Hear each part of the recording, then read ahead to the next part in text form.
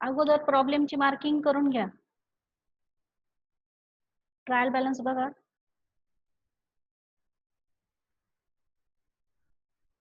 Following is the trial balance of Bharat Bank Limited as on 31st March 2017. Trial बॅलन्सचे debit आणि credit अशा दोन side नाही दिल्या, 3 कॉलमचा ट्रायल बॅलन्स आहे, त्यामुळे डेबिट आणि क्रेडिट आयटम एकत्र आहेत. फर्स्ट आयटम आहे share capital. Share capital capital आपण 1 नंबरच्या शेड्यूलला दाखवतो कॅपिटलच्या, आणि ऑथराइज कॅपिटल नाहीये, त्यामुळे 1 नंबरची मार्किंग करा. त्यानंतर cash in hand. Cash in hand 6 नंबरची मार्किंग करा, शेड्यूल नंबर 6. त्यानंतर इन्व्हेस्टमेंट. इन्व्हेस्टमेंट 8 नंबरच्या शेड्यूलला आपण दाखवतो, 8 नंबरची मार्किंग करा. त्यानंतर गोल्ड. गोल्ड पण आपली इन्व्हेस्टमेंट आहे, त्यामुळे 8 नंबरच्या शेड्यूलची मार्किंग करा.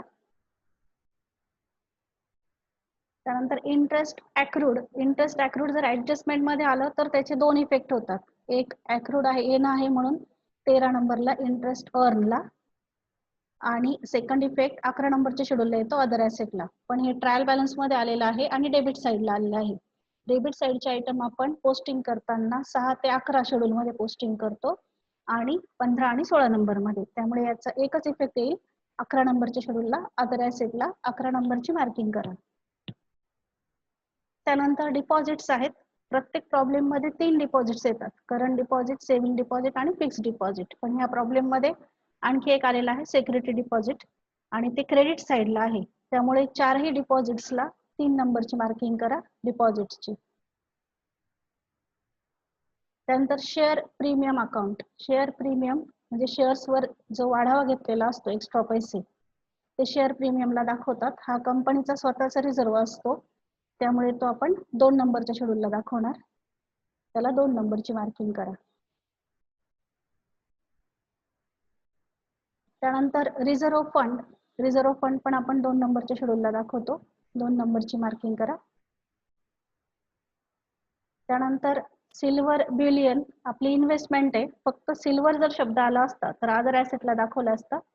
सिल्वर बिलियन आलेला आहे, त्यामुळे 8 नंबरची मार्किंग करा इन्व्हेस्टमेंटची. त्यानंतर बिल्डिंगवर डेप्रिसिएशनची ऍडजस्टमेंट आहे, त्यामुळे बिल्डिंगला 10A फिक्स ऍसेटचं शेड्यूल 10 नंबरचं आहे आणि ऍडजस्टमेंटसाठी A ची मार्किंग करा. त्यानंतर बॉरोइंग्स फ्रॉम बँक 4 नंबरच्या शेड्यूलला दाखवा. Money at call and short notice 7 नंबरच्या शेड्यूलची मार्किंग करा.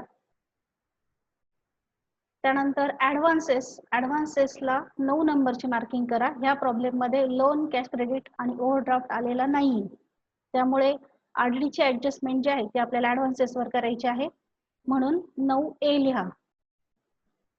त्यानंतर प्रॉफिट अँड लॉसचा मागच्या वर्षीचा बॅलन्स आहे, तो आपण स्टेटमेंटला दाखवणार आहे, म्हणून SP ची मार्किंग करा. त्यानंतर बिल डिस्काउंटेड अँड परचेस 9 नंबरची मार्किंग करा. इंटरेस्ट 2 आहे, एक डेबिटला आहे आणि एक क्रेडिटला आहे. जे डेबिटचं आहे ते आपण 15 नंबरला दाखवणार आहे आणि जे क्रेडिटचं आहे ते 13 नंबरला दाखवणार आहे. डिस्काउंट सेपरेट आहे, त्यामुळे रिबेटची ऍडजस्टमेंट आपण डिस्काउंटवर करणार आहोत, म्हणून इंटरेस्ट इनरला घेण्याची गरज नाही. 15 आणि 13 नंबरची मार्किंग करा. त्यानंतर कमिशन अँड ब्रोकरेज क्रेडिट साईडला आलेला आहे, म्हणून इन्कम आहे, पण इंटरेस्ट सोडून असलेले इन्कम आपण अदर इन्कमला दाखवतो, म्हणून 14 नंबरची मार्किंग करा. त्यानंतर डिस्काउंट रिसिव्ड, रिबेटची ऍडजस्टमेंट आपण डिस्काउंटवर करणार आहोत, त्यामुळे 13A ची मार्किंग करा. त्यानंतर audit fees, salaries, postage and Telegram हे आपले कॉमन खर्च आहेत. कॉमन खर्च जे बँक चालवण्यासाठी लागतात ते आपण 16 नंबरला दाखवतो ऑपरेटिंग एक्सपेन्सेसला, 16 नंबरची मार्किंग करा. त्यानंतर सन्ड्री इन्कम, इन्कम आहे आपला, त्यामुळे 14 नंबरची मार्किंग करा. त्यानंतर डिपॉझिट्स विथ अदर बँक 7 नंबरच्या शेड्यूलला दाखवायचं, कारण 7 नंबरच्या शेड्यूलचं नावच आहे deposits with other bank money at call and short notice. त्यानंतर ब्रांच ऍडजस्टमेंट अकाउंट डेबिट साईडला आलेला असल्याने 11 नंबरची मार्किंग करा. त्यानंतर प्रॉव्हिडंट फंड क्रेडिटला आलेला आहे, 5 नंबरची मार्किंग करा. आणि MD's रेम्युनरेशन म्हणजे मॅनेजिंग डायरेक्टर्स रेम्युनरेशन हे आपण 16 नंबरला दाखवणार आहोत. 16 नंबरची मार्किंग करा. इथे चुकून 7 झालेला आहे, 16 नंबरची मार्किंग करा. त्यानंतर ऍडजस्टमेंट आपल्या नेहमीच्याच आहेत. RDD आहे, इन्कम टॅक्स म्हणजेच प्रोव्हिजन फॉर टॅक्सेशनची ऍडजस्टमेंट आहे, रिबेटचे आहे, डेप्रिसिएशन 5% आहे बिल्डिंगवर, आणि acceptance on behalf of customer आपण कंटिंजंट लायबिलिटीला दाखवणार आहोत. आता शेड्यूल वाईज आपण पोस्टिंगला सुरुवात करू. 1 नंबरच्या शेड्यूलला या. सर्वांनी कॅपिटलची पोस्टिंग करा. 1 नंबरच्या शेड्यूलला कॅपिटल ऑथराइज नाहीये, त्यामुळे direct issued and subscribe capital दाखवा. Equity share of 100 each, amount मध्ये 8 लाख, 8 लाख, टोटल 8 लाख, 8 लाख. त्यानंतर रिझर्व्ह अँड सरप्लसला या. 1 नंबरला सर्वांनी इक्विटी शेअर कॅपिटल पोस्टिंग केलेलं असेल, 8 लाख रुपये, शेड्यूलची टोटल 8 लाख. रिझर्व्ह अँड सरप्लसला आपण ट्रायल बॅलन्स मधून 2 आयटम दाखवणार आहोत. एक आहे रिझर्व्ह फंड आणि दुसरा आहे शेअर प्रीमियम. रिझर्व्ह फंड 2,80,000 आणि शेअर प्रीमियम 1,80,000. 2 नंबरच्या शेड्यूलची टोटल आपण सर्वात शेवटी करतो, कारण की त्याला आपल्याला थ्रेट रिझर्व्ह फंड जो 20% आपण ट्रान्सफर करणार आहोत तो, आणि प्रॉफिट अँड लॉसचा चालू वर्षाचा जो बॅलन्स आपण ब्रॉट डाऊन करणार आहोत तो, हे 2 आयटम दाखवायचे आहेत. त्यामुळे 2 नंबरच्या शेड्यूलची टोटल करू नका. 3 नंबरच्या शेड्यूलकडे या. 3 नंबरच्या शेड्यूलला आपण सर्व डिपॉझिट्स दाखवणार आहोत. त्यामध्ये फिक्स डिपॉझिट आहे 46,100, सेव्हिंग डिपॉझिट आहे 14,840, करंट डिपॉझिट आहे 1,94,000 आणि सिक्युरिटी डिपॉझिट आहे 30,000. 4 डिपॉझिट्स आहेत. 4ही डिपॉझिट्स 3 नंबरच्या शेड्यूलला दाखवा. Fix deposit, saving deposit, current deposit आणि सिक्युरिटी डिपॉझिट. 4 डिपॉझिट 3 नंबरच्या शेड्यूलला दाखवा. त्यानंतर शेड्यूलची टोटल करा. टोटल आली 2,84,940. इथपर्यंत आले का सर्वजण? रेज हँड करा आले असतील तर.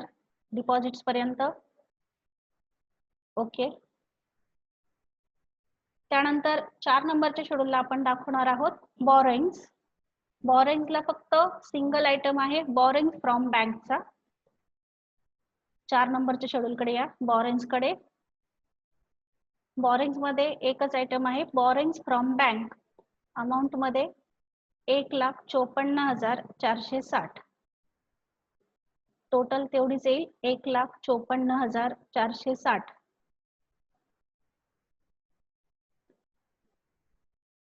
त्यानंतर 5 नंबरच्या शेड्यूलकडे या. 5 नंबरच्या शेड्यूलला आपण प्रॉव्हिडंट फंड दाखवत आहोत 40,000. ट्रायल बॅलन्स मध्ये 5 नंबरच्या शेड्यूलला पोस्टिंग करण्यासाठी एकच आयटम आहे 40,000 रुपये, तो पोस्टिंग करा. त्यानंतर आपण डायरेक्ट 6 नंबरच्या शेड्यूलकडे येऊ, कॅश इन हँड कडे. कॅश इन हँड मध्ये पण एक आयटम आहे. 5 नंबरच्या शेड्यूलची आपण टोटल केलेली नाहीये, ही आपण नंतर करणार आहोत. कॅश इन हँड मध्ये कॅश इन हँड दाखवा 92,700. सिंगल आयटम असल्यामुळे लगेच त्याची टोटल करून घ्या 92,700. 6 नंबरच्या शेड्यूलला आपण कॅश इन हँड दाखवली 92,700. त्यानंतर पुढचं शेड्यूल आहे balance with other bank money at call and short notice. याला आपण 2 आयटम दाखवणार आहोत. एक आहे money at call and short notice 52,000 आणि दुसरा आहे डिपॉझिट्स विथ अदर बँक 2,10,000. 7 नंबरच्या शेड्यूलला 2 आयटम दाखवा.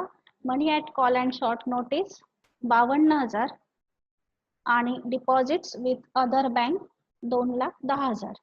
टोटल करा 7 नंबरच्या शेड्यूलची. टोटल आली 2,62,000. त्यानंतर 8 नंबरच्या शेड्यूलला इन्व्हेस्टमेंट दाखवायचे आहेत. इन्व्हेस्टमेंट मध्ये 3 इन्व्हेस्टमेंट्स आहेत. फर्स्ट आहे इन्व्हेस्टमेंट 3,88,740, 3,88,740. त्यानंतर गोल्ड 5,41,520, 5,41,520. त्यानंतर सिल्वर ब्युलियन 4,000. इन्व्हेस्टमेंटच्या शेड्यूलला 3 आयटम आहेत, तिन्ही आयटमची टोटल करा. टोटल आली 9,34,260 रुपये. इन्व्हेस्टमेंटवर कोणतीही ऍडजस्टमेंट नव्हती म्हणून आपण लगेच टोटल करून घेतली.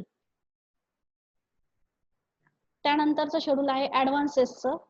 आतापर्यंत आपण जेवढे प्रॉब्लेम पाहिले त्यामध्ये लोन, कॅश क्रेडिट अँड ओव्हरड्राफ्टवर आपण आरडीची ऍडजस्टमेंट करायचो, पण ह्या प्रॉब्लेम मध्ये loan, cash credit and overdraft दिलेला नाहीये, त्यामुळे ऍडव्हान्सेसवर आपण आरडीची ऍडजस्टमेंट करतोय. ऍडव्हान्सेस 4 लाख पर्टिक्युलरच्या कॉलम मध्ये घ्या. त्यातून लेस आरडीडी 15,000 15,000 रुपये. आउटरला 3,85,000. ऍडव्हान्सेस मधून 15,000 रुपये आरडीडी लेस करा. आरडीडीचा सेकंड इफेक्ट देतो आपण प्रॉफिट अँड लॉसच्या स्टेटमेंटला, पण ह्या प्रॉब्लेम मध्ये प्रोव्हिजन फॉर टॅक्सेशनची ऍडजस्टमेंट आहे. इन्कम टॅक्सवर प्रोव्हिजन म्हणजेच टॅक्सेशनची ऍडजस्टमेंट आहे. तो आपण दोन्हींचा मिळून इफेक्ट देणार आहोत. प्रॉफिट अँड लॉसच्या स्टेटमेंटकडे या. प्रोव्हिजन शब्दाच्या समोर आरडीडी प्लस टॅक्स आपण लिहिलेला आहे. 15,000 रुपये आरडीडीचे आणि टॅक्सचे 40,000 अशा दोन्हींची बेरीज करून 55,000 रुपये दाखवा. आरडीडी प्लस टॅक्स प्रोव्हिजनच्या समोर 55,000. त्यानंतर परत 9 नंबरच्या शेड्यूलकडे या. बिल परचेस अँड डिस्काउंटेडचा इफेक्ट दाखवा 25,000. आता 9 नंबरच्या शेड्यूलची टोटल करा 4,10,000. त्यानंतर 10 नंबरचं शेड्यूल आहे फिक्स असेटचं. त्याला फक्त सिंगल आयटम आहे बिल्डिंगचा आणि बिल्डिंगवर 5% डेप्रिसिएशन सांगितलेलं आहे. बिल्डिंग 1,40,000 रुपये आपण पर्टिक्युलरच्या कॉलम मध्ये घेतली. त्यातून 5% डेप्रिसिएशन लेस केलं. 1,40,000वर 5% म्हणजे 7,000. आउटरला 1,33,000. सिंगल आयटम असल्यामुळे आपण शेड्यूलची टोटल करून घेतली 1,33,000. डेप्रिसिएशनचा सेकंड इफेक्ट जो आहे तो ऑपरेटिंग एक्सपेन्सेसला म्हणजे 16 नंबरच्या शेड्यूलला आपण नंतर दाखवणार आहोत. त्यानंतर 11 नंबरचं शेड्यूल आहे अदर ॲसेटचं. अदर ॲसेटला इंटरेस्ट अॅक्रूड ऑन इन्व्हेस्टमेंट जो आहे त्याचा इफेक्ट येतोय. ट्रायल बॅलन्स मध्ये आयटम होता 49,240 रुपये इंटरेस्ट अॅक्रूड. त्यानंतर ब्रांच ऍडजस्टमेंट अकाउंट डेबिट साईडला आलेलं होतं, त्यामुळे ब्रांच ऍडजस्टमेंटचा इफेक्ट 40,000 रुपये. दोनच आयटम असल्यामुळे आणि कोणतीही ऍडजस्टमेंट नसल्यामुळे आपण शेड्यूलची टोटल करतोय. टोटल आली 89,240 रुपये. त्यानंतर 12 नंबरच्या शेड्यूलला ऍडजस्टमेंट जी आहे लास्टची acceptance on behalf of customer त्याचा इफेक्ट येतोय. सिंगल इफेक्ट येणार आहे 1,50,000. टोटल 1,50,000. 12 नंबरचं शेड्यूल क्लोज करा. त्यानंतर 13 पासून आपले प्रॉफिट अँड लॉस अकाउंटचे शेड्यूल्स चालू होत आहेत. इथपर्यंत सर्वजण आले. 1 ते 12 पर्यंत सर्वांचे शेड्यूल आलेले आहेत. आपण 5 नंबरची टोटल नाही केलेली अजून आणि 2 नंबरच्या शेड्यूलची टोटल नाही केलेली. त्यानंतर 13 नंबरच्या शेड्यूलला इंटरेस्ट आणि डिस्काउंट 2 सेपरेट आयटम आहेत. त्यातील डिस्काउंटवर आपण रिबेट लेस करतोय. डिस्काउंट पर्टिक्युलरच्या कॉलम मध्ये घ्या 84,000. लेस रिबेट ऑन बिल डिस्काउंटेड 10,000. लेस करून आउटरला दाखवा 74,000. रिबेटचा सेकंड इफेक्ट लगेच द्या 5 नंबरच्या शेड्यूलला. 5 नंबरच्या शेड्यूलला रिबेट ऑन बिल डिस्काउंटेड 10,000 रुपये. तसंच प्रोव्हिजन फॉर टॅक्सेशनचा पण इफेक्ट देऊन घेऊ कारण सिंगल इफेक्ट आपण ऑलरेडी दिलेला आहे. प्रोव्हिजन फॉर टॅक्सेशनचा इफेक्ट 40,000 रुपये. या शेड्यूलची लगेच टोटल करून घ्या. टोटल येते 90,000. रिबेटचा सेकंड इफेक्ट दिला आपण 5 नंबरच्या शेड्यूलला. रिबेट ऑन बिल डिस्काउंटेड 10,000 आणि प्रोव्हिजन फॉर टॅक्सेशनचा पण सेकंड इफेक्ट दिला 40,000 रुपये. शेड्यूलची टोटल करून घेतली 5 नंबरच्या 90,000. त्यानंतर पुन्हा तुमच्या 13 नंबरच्या शेड्यूलकडे या. 13 नंबरच्या शेड्यूलला आपण आणखी एक आयटम दाखवणार आहोत इंटरेस्टचा.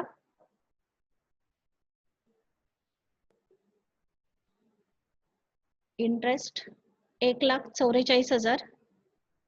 त्यानंतर 13 नंबरच्या शेड्यूलची टोटल करा 2,18,000. त्यानंतर 14 नंबरच्या शेड्यूलला दोन आयटम आहेत, कमिशन अँड एक्सचेंज 50,600 आणि सन्ड्री इन्कम 9,000.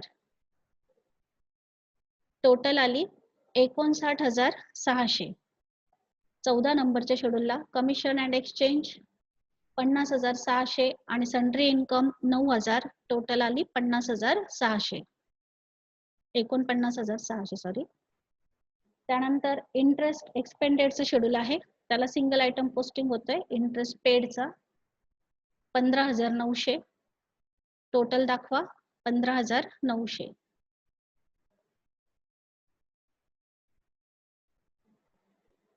त्यानंतर 16 नंबरचं लास्ट शेड्यूल आहे ऑपरेटिंग एक्सपेन्सेसचं. ऑपरेटिंग एक्सपेन्सेसला आपण राहिलेले सर्व खर्च दाखवणार आहोत. त्यामध्ये salaries 44,400, audit fees 12,000, postage and Telegram 500, MD's remuneration 24,000 आणि डेप्रिसिएशनचा सेकंड इफेक्ट देतोय, डेप्रिसिएशन ऑन बिल्डिंग 7,000, 7,000.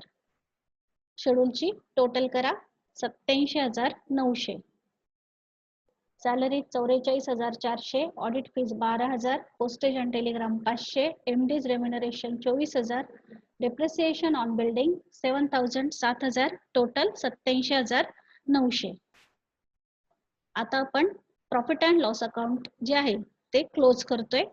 त्यासाठी इंटरेस्ट अर्न समोर आपण 13 नंबर समोर इंटरेस्ट अर्नची टोटल दाखवणार आहोत 2,18,000. त्यानंतर अदर इन्कमची टोटल 59,600. दोन्हींची टोटल करून घेतली 2,77,600. त्यानंतर 15 नंबरची टोटल 15,900. त्यानंतर 16 नंबरची टोटल 87,900. RDD आणि टॅक्स आपण अगोदरच लिहिलेला होता 55,000. त्या तिन्हींची टोटल करते आपण 15, 16 आणि प्रोव्हिजनची टोटल ती येते 1,58,800. 1,58,800. आता टोटल इन्कम मधून टोटल एक्सपेंडिचर लेस करा.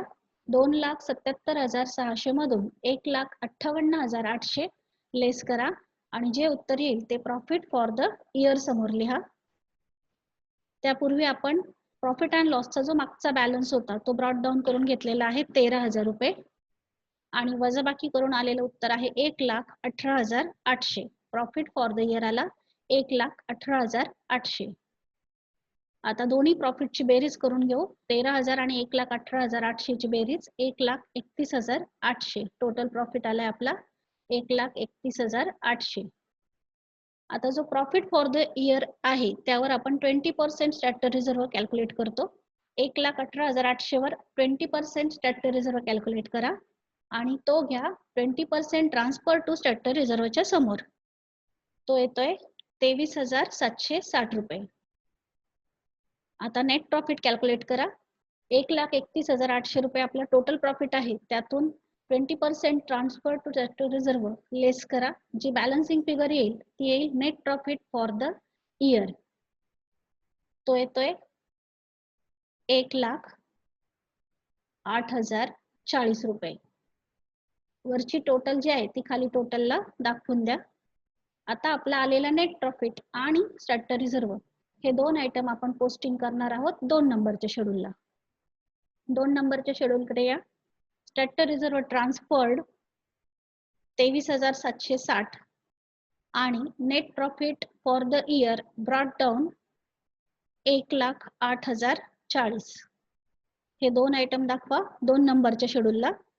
स्टॅट्युटरी रिझर्व्ह ट्रान्सफर 23,760 आणि net profit for the year brought down 1,08,040. त्यानंतर 2 नंबरची शेड्यूलची टोटल करा 5,91,800. आता बॅलन्स शीट कडे या. बॅलन्स शीटला आपण प्रत्येक शेड्यूल पुढे त्या शेड्यूलची टोटल रेकॉर्ड करणार आहोत.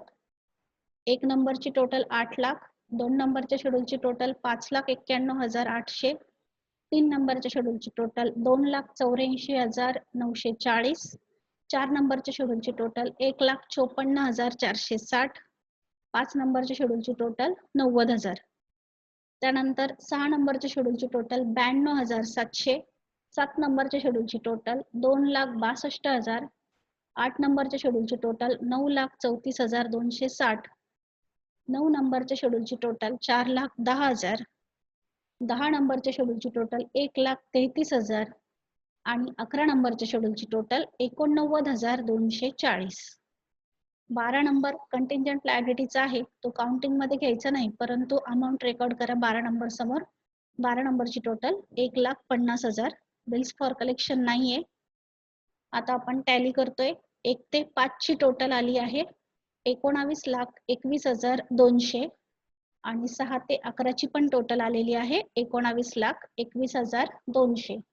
आपला प्रॉब्लेम 19,21,200 ला टॅली झालेला आहे. यामध्ये नवीन जे आयटम होते त्यात एक शेअर प्रीमियम होता, तो नवीन आलेला होता, आतापर्यंतच्या प्रॉब्लेम मध्ये आलेला नव्हता. आणि दुसरा आयटम जो होता तो होता की आरडीडी आतापर्यंत आपण लोन वर वजा केली होती, पण ह्या प्रॉब्लेम मध्ये ऍडव्हान्सेस वर आपण ती वजा केलेली आहे. ओके.